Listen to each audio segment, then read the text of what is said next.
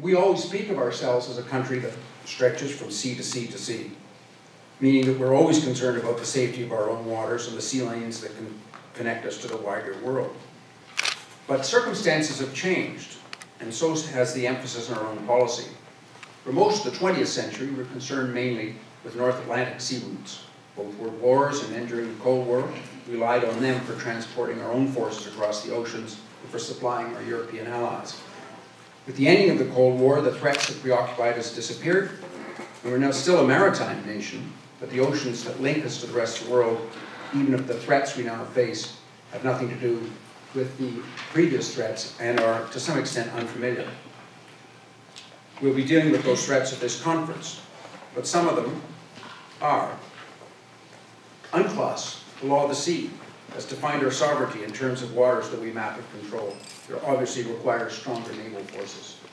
When I went to law school, the law of the sea conference had not been adopted. Our maritime boundary was still basically 12 miles out. And that was fisheries jurisdiction on everything. Now, as you know, it extends with the Arctic Pollution Protection Act that started the whole of the law of the sea process, extends 200 miles off our coast or beyond that in cases where the continental shelf stretches.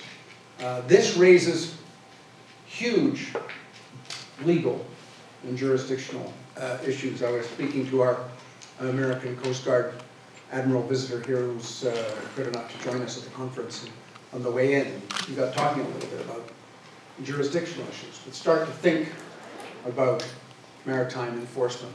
It's no longer a question of navies. It's about Coast Guard. It's about police. It's about the whole interlink between various operations because the threats have changed. And so it's no longer a maritime naval threat. In the north, Whitney is here. He'll be talking about that, I'm sure. The threat is not just the old threat. We're not expecting the Soviet Union to come across the top with ships and aircraft.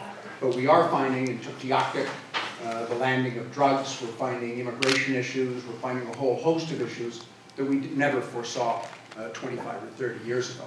And with different jurisdictions, different maritime boundaries, different resources, all this is calling upon us to have a new focus on what is the nature of those threats and what is the nature of the resources that we're going to have to be able to deal with those threats. This is a big challenge for Canada. These are huge amounts of money that go into our budgets.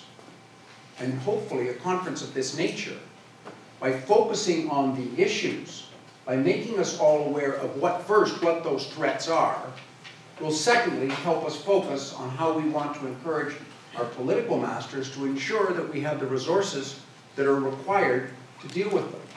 I know something about the problem of resources, having been the Minister of National Defense. And I learned two extremely important lessons in that job. The first is that the military forces we have, or the RCMP, or fisheries, or any institution that we're involved in, is basically equipped for the previous problems it had to deal with. The military is famous for that, fighting the last war.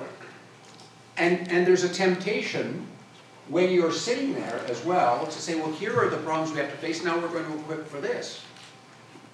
But when I was defense minister, it was very clear that we were going into Afghanistan, we had to have boots on the ground, and as far as the Navy was concerned, when Raquel was talking, what we needed was a big hunting ship, which we could put off coast, and everybody could sort of come in and out, and the Navy's job was going to be to deliver the Army to its activities abroad.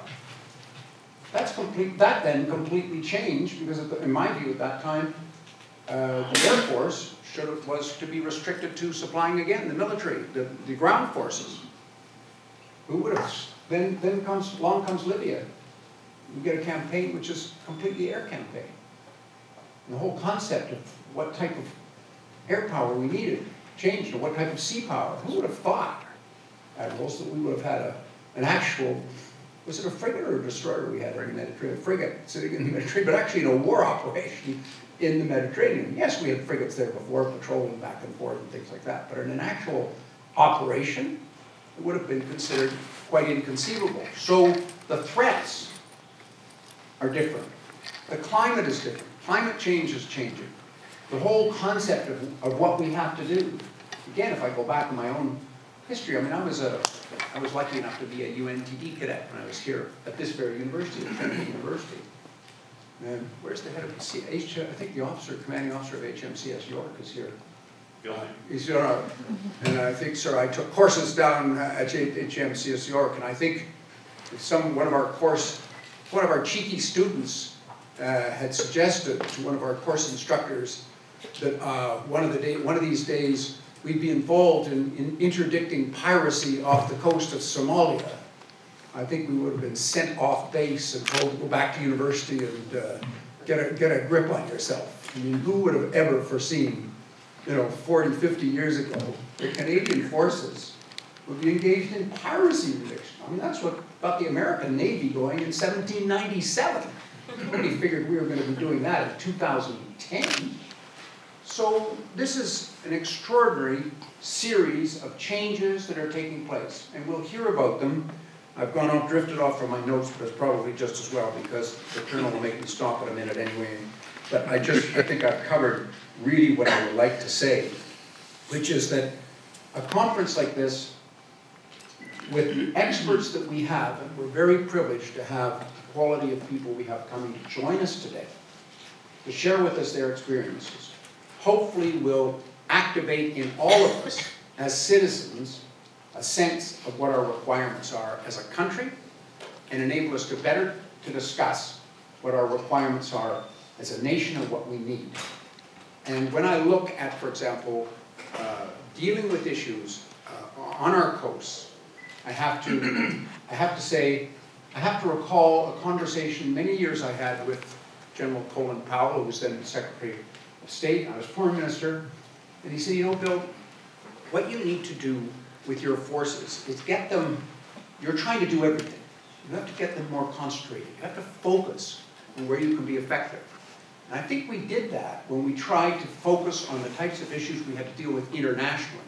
We brought that focus, and look at what we were able to do in Afghanistan with the focus that we brought to both the equipment and the needs of our forces. But when we talk about the defense of Canada, it has to be everything. It's not just expeditionary forces. It has to be everything. And when it's talking defense of Canada, we're talking about the defense of North America. And when we're talking about the defense of North America, we're talking about dealing with and working with our great United States ally, which has so much more resources than we do. And in that area, we get into this jurisdictional issue, which is so remarkable about the roles of the United States Coast Guard versus the Navy, our Navy versus the American Navy, the RCMP, the role that different forces have in dealing with the different threats that I mentioned in my introduction. So I think that we have to recognize that all of these have to be focused on. And in the end, we have to figure on where we are going to put our dollars as citizens in procurement. And procurement, ladies and gentlemen, is the Achilles heel of the military system. I remember a great reading a book on military matters recently, and somebody pointed out that all strategy is logistics. Well, logistics is about having the right equipment as well as the right trained personnel. And in this country, we've had a lot of problems over time with procurement. There's been a lot of focus on regional benefits, on regional politics. I think the present government is to be commended for the way in which they broke through that usual barrier for the ship procurement. But even so, I can remember we were going to have the joint supply ships. We were going to have them, I think it was by 2017, or 2013. 2013 is the end of I think we'll be lucky to see them by 2017. Don't look so glum at me. Give us some hope here. 2018, 2019. This is the problem that we have to face. So we have to have not only properly trained, but we need properly equipped troops. And when it comes to maritime security, it's expensive, but it's important. Overhauled ships, the nature of the ships we need. And within that context, we have to recognize, we in the Atlantic Council have to recognize that there is an important shift going from our traditional focus of the North Atlantic to the Pacific.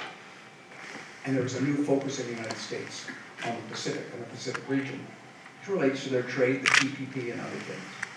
And that focus is going to be a focus on resources, it's going to be a focus on a change of where those resources will be deployed. We in Canada have to be aware of that and have to look to it. New issues, new threats, need for the right equipment. That's what this conference is about. I thank each and every one of those who have come to share with us their ideas. I know that we'll all go away refreshed, stimulated, and I hope better equipped to make sure that our country can face the threats and the problems that we have to deal with as the future goes on. Thank you very much for joining us.